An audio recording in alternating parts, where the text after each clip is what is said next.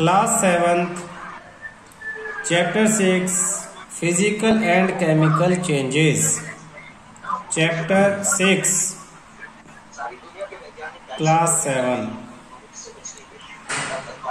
Topic आज हमारा है इवेपोरेशन और वेपराइजेशन ऑफ वाटर। अब ये दोनों चीजें कुछ एक जैसी और कुछ इनमें डिफरेंस भी है। किसी भी लिक्विड का ये एक फिजिकल चेंज है। अब जनरली देखो इवेपोरेशन और वेपराइजेशन ये है क्या। इवेपोरेशन चेंजेस ऑफ वाटर का वेपर्स में चेंज होना, उड़ जाना, वेपर में चेंज होना। Changes of water into vapour at any temperature below it's boiling points. Boiling point से कम किसी भी टेम्परेचर पे वाटर जब वेपर में चेंज हो जाए तो इवेपोरेशन कहेंगे। Vaporisation change of water into vapour at boiling point पे, यानी जब आप जैसे चाय बनाने के लिए पानी गर्म कर रहे हो, पानी को आपने 100 डिग्री सेल्सियस तक गर्म किया, उसके बाद पानी भाप बन के उड़ने लगा तो वेपराइजेशन। लेकिन आपने बाहर धूप में कपड़े सुखाए हैं, बिना गर्म किए, बिना 100 डिग्री सेल्सियस तक उबले, उन कपड़ों का सारा पानी उड़ जाता है, वेपराइज हो जाता है, भाप बन के वेपर्स में कन्वर्ट होके आसमान में चला गया। That is evaporation. आप फर्श पे आपके घर में पोछा लगाया जाता है, वो सारा पानी अपने आप सूख जाता है, यानी सब अपने आप वेपर में कन्वर्ट हो जाता है। तो बिना बॉयल किए 100 डिग्री सेल्सियस से कम टेम्परेचर पे भी वाटर का वेपर में बदलना इवेपोरेशन, और बॉयल करके 100 डिग्री सेल्सियस पे कन्वर्ट होना वेपराइजेशन। और दोनों में वाटर अपनी मेन जो प्रॉपर्टी है उसका लॉस नहीं करता, इसीलिए ये एक फिजिकल चेंज है, केमिकल चेंज नहीं है। Slow conversion of liquid into vapour is called evaporation. धीरे धीरे लिक्विड जब वेपर में कन्वर्ट होगा तो इवेपोरेशन कहलाएगा। Evaporation takes place at all temperature. हर एक टेम्परेचर पे इवेपोरेशन होगा, रूम टेम्परेचर पे भी होगा, स्लो होगा। अगर इसे फास्ट करना है तो हमें टेम्परेचर को थोड़ा ज्यादा करना पड़ेगा। आप इस बात को कैसे समझ सकते हो, आपकी शर्ट धो दी मम्मी ने, अगर आप उसे रूम के अंदर सुखा रहे हो तो सूखने में ज्यादा टाइम लेगी, बाहर धूप में सुखाते हो तो जल्दी टाइम लेगी। दोनों केसेस में इवेपोरेशन हुआ, लेकिन रूम टेम्परेचर पे स्लो हुआ, और बाहर हाई टेम्परेचर यानी धूप में इवेपोरेशन फास्ट हुआ। When liquid is converted into vapour at its boiling point, जैसे मैंने ऊपर लिखवाया बॉइलिंग पॉइंट पे, यानी 100 डिग्री सेल्सियस अगर वाटर है तो 100 डिग्री सेल्सियस वाटर का बॉइलिंग पॉइंट है, उस पे अगर ये वेपर में कन्वर्ट होता है तो इस प्रोसेस को वेपराइजेशन कहते हैं। इवेपोरेशन और वेपराइजेशन दोनों ही एक तरह से सिमिलर प्रोसेस है, वाटर का वेपर में कन्वर्ट होना। कंडीशंस अलग अलग है। बॉइलिंग पॉइंट पे कन्वर्ट हुआ वेपराइजेशन, और किसी भी टेम्परेचर पे अपने आप कन्वर्ट हो रहा है evaporation. Evaporation slow, vaporisation fast. Evaporation किस किस चीज पे डिपेंड करता है, एक तो टेम्परेचर पे, दूसरा सरफेस एरिया, और तीसरा विंड स्पीड। कैसे, आप इसे फिर उसी एग्जांपल, कपड़े सुखाने वाले एग्जांपल से समझ सकते हो। ज्यादा टेम्परेचर होगा, धूप होगी तो इवेपोरेशन फास्ट होगा। सरफेस एरिया, अगर आप शर्ट को फैला के सुखाते हो, यानी सरफेस एरिया आपने उसका बढ़ा दिया, फैला दिया, तो जल्दी सूख जाएगी। इकट्ठी ऐसी टांग देते हो तो नहीं सूखेगी, यानी सरफेस एरिया कम होगा तो evaporation slow, surface area fast होगा तो इवेपोरेशन फास्ट। आप इसे एक तरीके से और कर सकते हो, आप एक टेबल पे वाटर ड्रॉपलेट डालो, पानी की एक ड्रॉप डाल दो, और थोड़ी दूर एक दूसरी ड्रॉप डाल दो। पहली ड्रॉप को आप ऐसे ही रहने दो, लेकिन दूसरी ड्रॉप को आप फैला दो टेबल के ऊपर, दूर दूर तक फैला दो, दूर दूर तक पूरा फैलाते रहो उंगली से। आप देखोगे 1-2 मिनट के बाद ये पानी गायब हो जाएगा, ये सारा वाटर इवेपोरेट हो जाएगा, लेकिन ये ड्रॉप ऐसे ही रहेगी। जबकि दोनों सेम ड्रॉप थी, सेम वाटर था, लेकिन ये इवेपोरेट हो गया और ये नहीं। इसमें हमने क्या किया, इसमें हमने एरिया को इंक्रीज कर दिया, वाटर को फैला दिया, एरिया इंक्रीज हो गया तो इवेपोरेशन फास्ट हो गया। इसमें एरिया कम था, ड्रॉप में ही था, तो इवेपोरेशन स्लो है, ये ड्रॉप ऐसे ही रहेगी काफी टाइम तक और ये सारा वाटर इवेपोरेट हो गया। विंड स्पीड, अगर ये सारी दोनों कंडीशन सेम है, आपके पास दो शर्ट है, दोनों ही आपने धूप में सुखाई हुई है, दोनों को फैला के सुखा दिया, लेकिन एक शर्ट ऐसी जगह सुखाई है जहां पे हवा तेज है, यानी आपने सपोज उसके ऊपर एक पंखा लगा दिया साइड से, टेबल फैन रख दिया जो तेज हवा उस पर फेंक रहा है, और एक शर्ट बिना हवा के सूख रही है, तो कौन सी जल्दी सूखेगी? तेज हवा में। यानी हवा की स्पीड भी इवेपोरेशन पे असर डालती है। अगर विंड स्पीड हाई होगी तो रेट ऑफ इवेपोरेशन ज्यादा होगा, और विंड स्पीड कम होगी तो रेट ऑफ इवेपोरेशन कम होगा। ये पॉइंट आपको याद रखने हैं।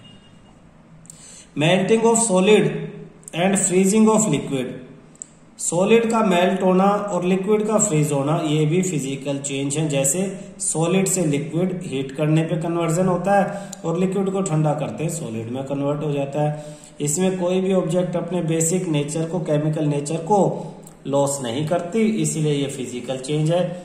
During any change of state, जब स्टेट, इन्हें स्टेट कहते हैं, state 3 solid, liquid and gas, जब हम स्टेट चेंज करते हैं, कंपोजिशन ऑफ सब्सटेंस वो सेम रहेगा, कोई चेंज नहीं होगा केमिकल प्रॉपर्टी में, और जो चेंज होंगे वो सिर्फ फिजिकल प्रॉपर्टी में होंगे, और आप उन्हें इजीली रिवर्स कर सकते हो टेम्परेचर चेंज करके, इसलिए इन्हें हम फिजिकल चेंज कहेंगे। Melting a solid, freezing a liquid are physical changes. ठीक है। नेक्स्ट हमारा सब्लिमेशन। अब सब्लिमेशन एक नया शब्द आया है, सब्लिमेशन।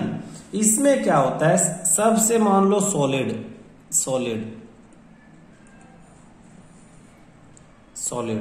डायरेक्ट गैस में कन्वर्ट हो जाए।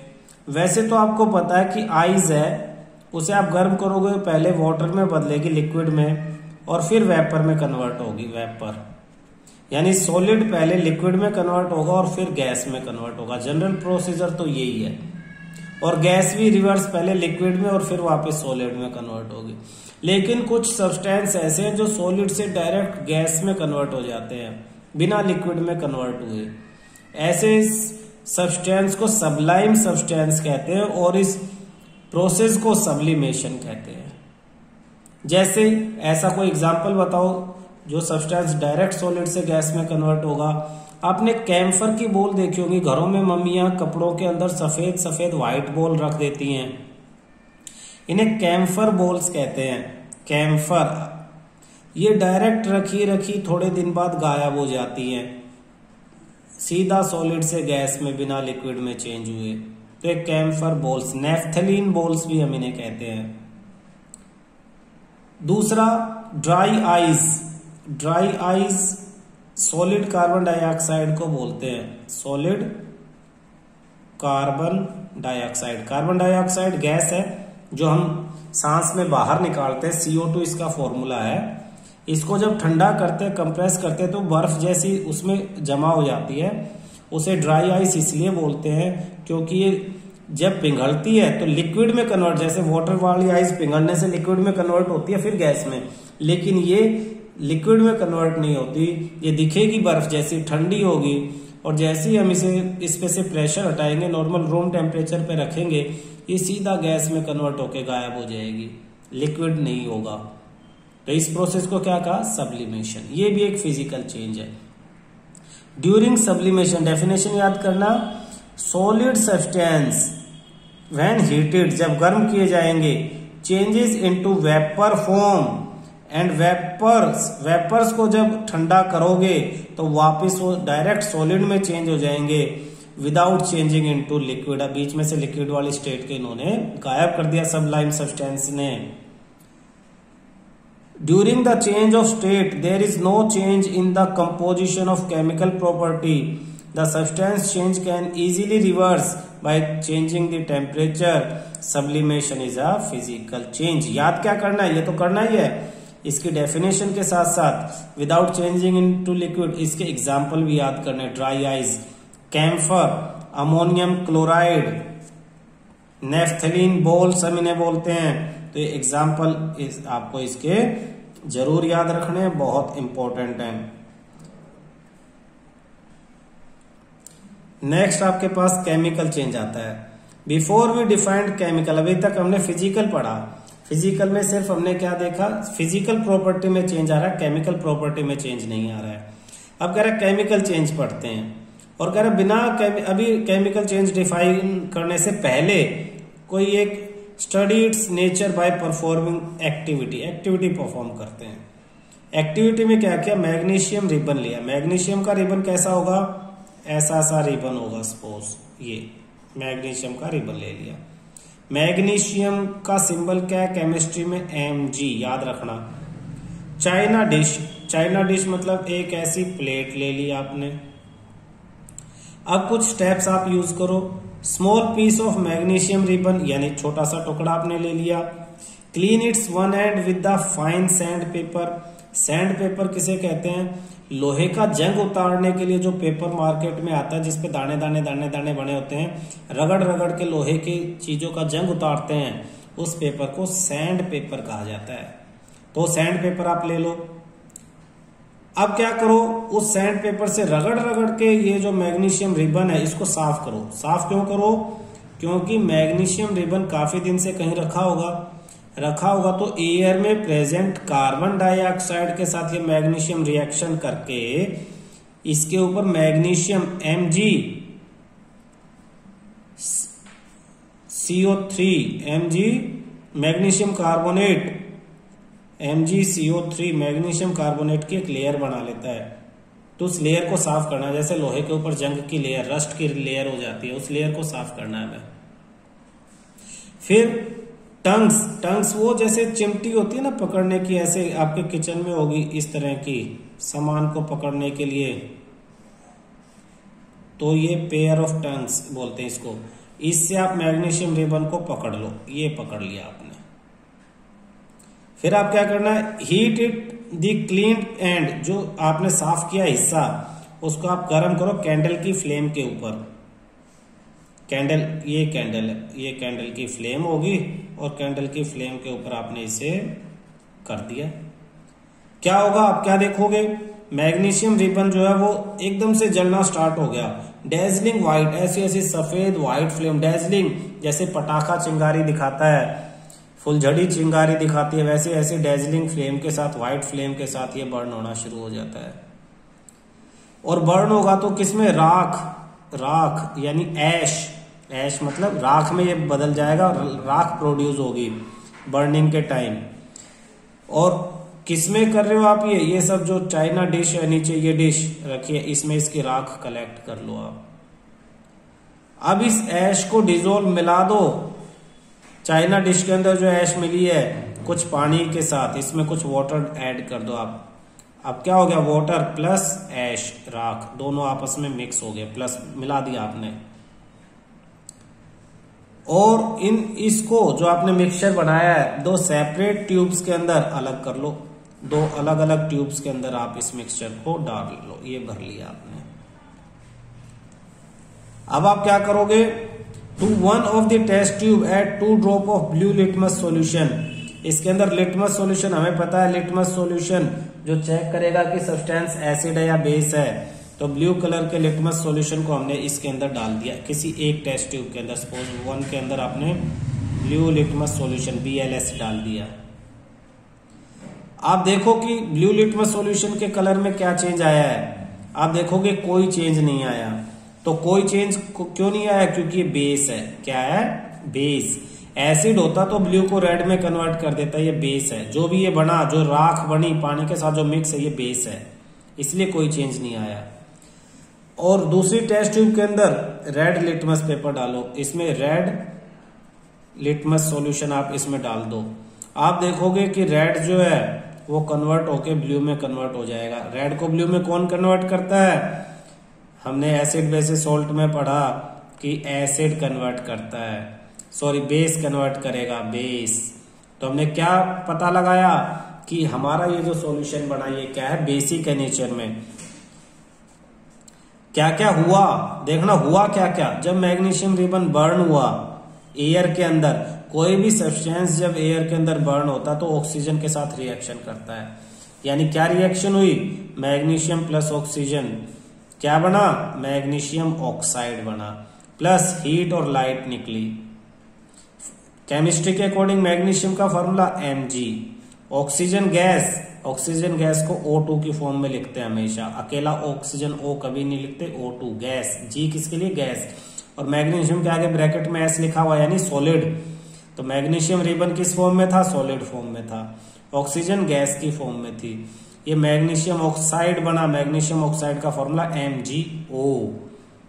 ठीक है, तो इसके भी 2 एटम थे, इसके भी 2 एटम हमने लिए, तो टोटल MgO के 2 एटम आगे 2 लगा दो, 2 molecule, 2 molecule of magnesium oxide solid. ये राख है, ये वही ऐश है जो व्हाइट ऐश चाइना डिश में कलेक्ट की थी हमने, व्हाइट कलर की, और हीट और लाइट प्रोड्यूस हुई। अब मैग्नीशियम ऑक्साइड के साथ हमने वाटर मिला दिया, तो मैग्नीशियम ऑक्साइड का फॉर्मूला MgO, जो आगे 2 लिखा हुआ था वो तो 2 मॉलिक्यूल बता रहा है कि 2 मॉलिक्यूल है, हमने एक ही मॉलिक्यूल लिया सिंबल के लिए, और वाटर का फॉर्मूला H2O। जब दोनों मिलेंगे तो magnesium hydroxide MgOH whole twice, ये 2 बाहर है, ये ब्रैकेट इसने गलती से अंदर लिखा हुआ है, ब्रैकेट के बाहर 2 लिखना है, तो MgOH होल ट्वाइस। एक्वस, ये सॉलिड था, MgO राख, वाटर लिक्विड था, ये एक्वस AQ यानी एक्वस, AQOUS एक्वस होता है solution in with water, solution with water, पानी के साथ जब कोई चीज मिली हुई होती है सॉल्यूशन फॉर्म में तो उसे एक्वस कहते हैं। तो मैग्नीशियम हाइड्रोक्साइड बना, तो इन दोनों टेस्ट ट्यूब में क्या डाला था हमने, मैग्नीशियम हाइड्रोक्साइड डाला था, और जब हमने ये लिटमस सॉल्यूशन से टेस्ट किया तो हमें क्या पता लगा कि मैग्नीशियम हाइड्रोक्साइड कैसा है नेचर में, बेस है। किस कंक्लूजन पे पहुंचे, एक नया सब्सटेंस बना, नया सब्सटेंस जिसकी प्रॉपर्टीज अलग हैं, बिल्कुल डिफरेंट है उन मैग्नीशियम से, बहुत ज्यादा हीट आपको प्रोड्यूस हुई, लाइट प्रोड्यूस हुई। ठीक है, तो हम कह सकते हैं कि एक केमिकल रिएक्शन थी जिसमें हीट प्रोड्यूस हुई, लाइट प्रोड्यूस हुई, कलर में चेंज आ गया, प्लस प्रॉपर्टीज में चेंज आ गया, प्लस स्टेट में चेंज आया, सॉलिड था एक्वस मिल गया। तो ये सारे इस तरह के चेंजेस को हम, इस तरह के चेंजेस को क्या कहते हैं, केमिकल चेंजेस कहते हैं। Activity should be performed as a demonstration by the teacher, lab instructor. Advice दे रहे हैं स्टूडेंट को, डेजलिंग लाइट को मैग्नीशियम की जो है वो दूर से देखें, इसके नजदीक ना जाए और कुछ सेकंड के लिए ही देखें, अदरवाइज आंखें जैसे वेल्डिंग करते हुए जो लाइट निकलती है ना आंखों में चुभती, आंखें खराब कर देती है, उसी तरह से ये डेजलिंग फ्लेम है, तो इसे दूर से कुछ सेकंड के लिए ही देखें। ठीक है।